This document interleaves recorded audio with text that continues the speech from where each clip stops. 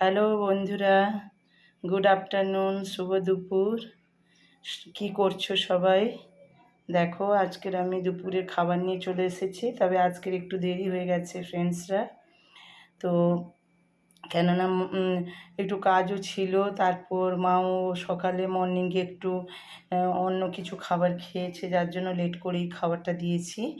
তো যাই হোক, দেখো আজকে দুপুরে খাবারটা কি, এই দেখো সাদা ভাত আর যেটা গন্ধরাজ লেবু তোমরা বলো সেটা, এবং এই যে দেখো উচ্ছে আলু ভাজা আর বাঁধাকপির তরকারি মটরশুঁটি দিয়ে, মুগের ডাল এবং পনিরের তরকারি। আজকে শনিবার, জানোই তো নিরামিষ হয় শনিবারে।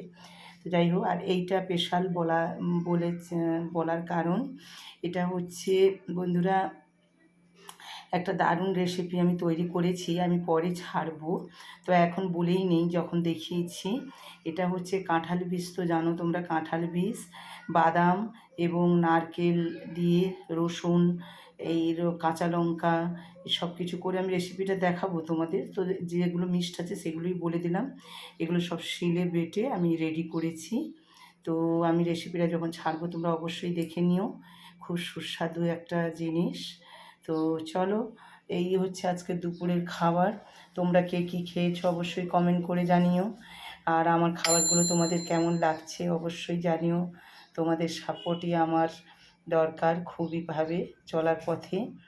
তো সবাই আমার ফেসবুকের বন্ধুদের আমি মানে প্রচণ্ডভাবে হেল্প পেয়েছি তোমাদের কাছ থেকে। আমি চাইবো আরও তোমরা আমাকে হেল্প করো।